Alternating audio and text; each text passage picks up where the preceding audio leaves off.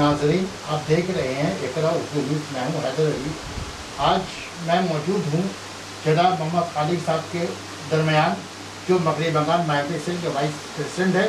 इनसे जानने की कोशिश कर रहे हैं कि 40 दिनों के लॉकडाउन में जो गरीब मजदूर परेशान हुए हैं उनके मतलब वो क्या कहना चाहते हैं, और ये लॉकडाउन जो अभी चलने वाली है, इस लॉकडाउन के दौरान जो है माह रमज़ान भी है और ईद भी है, तो इस मामले में वो क्या कहना चाहिए। हमारे मैं इकरा चैनल को शुक्र अदा करता हूँ कि आप लोग आए हमारे पास, और जो भी ज़रूरत बात है मैं आप लोग को बताना चाहता हूँ। सबसे पहले कि अभी जो लॉकडाउन चल रही है, ये बहुत अच्छा से लॉकडाउन चल रहा था, हर एक लोग अच्छे से पालन कर रहे थे। लेकिन अभी मोदी सरकार ने ऐसा एक पास कर दिया शराब के लिए। ये शराब को खोलने से जो अभी शराबी जमाती हो गए हैं, पहले जमाती थे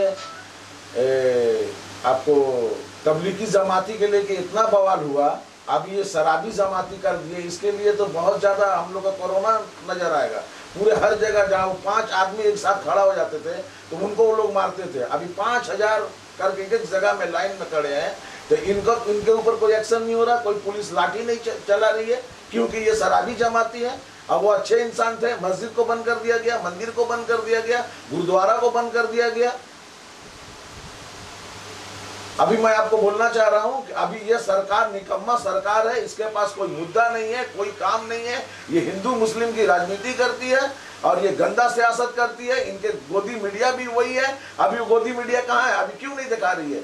ये सारा जुल्म हो रहा रास्ता में, शराब पी के लोग घर में जा रहे, बच्चों को मार रहे, बीवी को मार रहे। जो भी ये लॉकडाउन में खाने का पैसा उनके पास बचा था, वो शराब कीन के वो अपने जी में खर्चा कर रहे, घर में तकलीफ ही आएगा।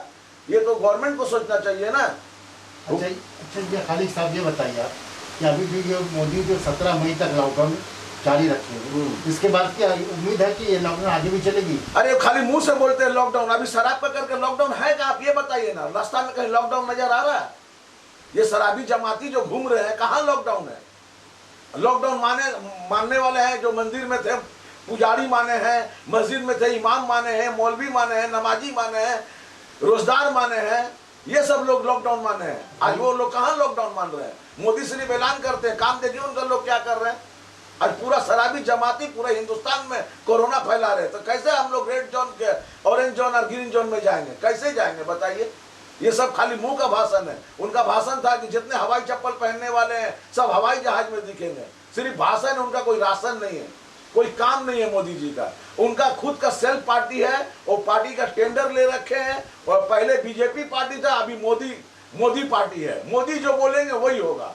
अच्छा, अभी सामने महीना जो है ईद आने वाला है, 15 दिन के बाद ईद है, 15-16 दिन में ईद आने वाली है। ऐसे मौके में जो सारी मुसलमानी जो बिजनेसमैन जो दुकानें बंद रखे हैं, कपड़े का दुकान हो या और की दुकान है, तो ये खुलने से क्या, अगर ये खुलती है तो इससे खुलने से क्या परेशानी होगी?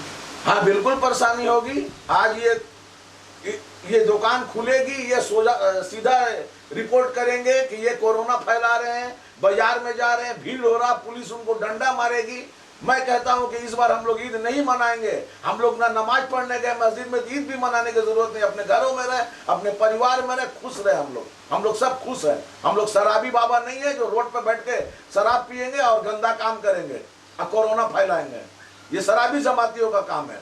आप मगरबी बंगाल महकमे सिंध के वाइस प्रेसिडेंट के नाते आप यहाँ के मिल्लत इस्लामी को क्या पैगाम देना चाहेंगे? मैं यही पैगाम देना चाह रहा हूँ कि जैसे हम लोग इतना दिन काट लिए, ये अल्लाह का भी हुक्म है। कोई बवाल आए, कोई परेशानी आए तो अपने घरों में बैठ के अपने शांति से इबादत कीजिए, रोजा रखिए, तिलावत कीजिए।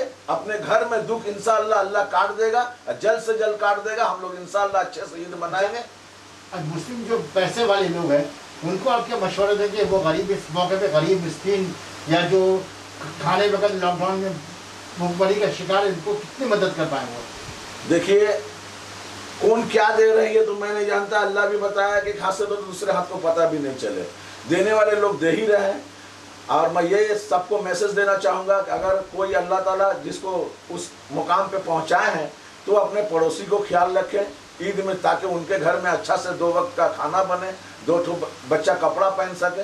ये ज़रूरी है, हमारा इस्लाम भी सिखाता है कि इंसानियत वही है जो इंसान के साथ रहे। अच्छा, आखिरी सवाल ये है खालिद साहब, ये जो मोदी सरकार कर रही है दिल्ली में बैठ के कि बकरी बंगाल में जो है ममता बनर्जी जो है कोरोना का जो ये एक एग्जैक्ट जो है वो तादाद बता नहीं, वो छुपा रही, तो कहाँ तक ये सही है?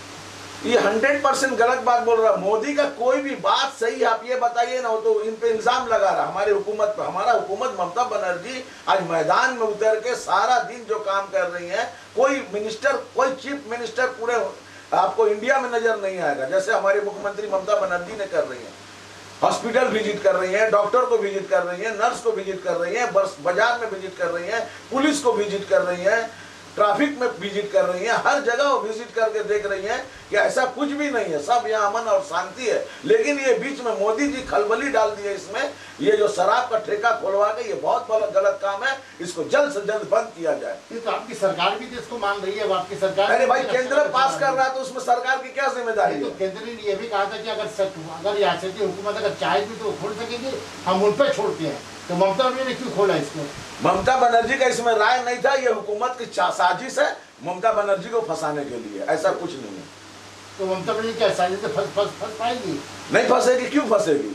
ये दुकान खोलने का जो ऑर्डर दिया ये तो रियासत हुकूमत। अरे भाई, तो वो लोग तो बोल रहे हैं कि दीदी का परमिशन नहीं है, रियासत हमको परमिशन दिया है। तो वो लोग तो जबरदस्ती कर रहे हैं ना। सब बीजेपी वाले हैं, सब बीजेपी वाले हैं, जितना शराब के ठेके हैं सब बीजेपी वाले, सब आरएसएस वाले हैं, वो दीदी का बात नहीं सुनते हैं। अच्छा, और एक सवाल ये खालिद भाई, ये सामने जो ईद है, ईद के मौके पर तो आप जानते हैं कि रेड रोड में नमाज होती है, सड़कों पे टीटागढ़ बीटी में नमाज होती है, कम्युनिटी में अंदर जमात होती है। इस दफ़ा की जमात हो पाएगी नमाज ईद की?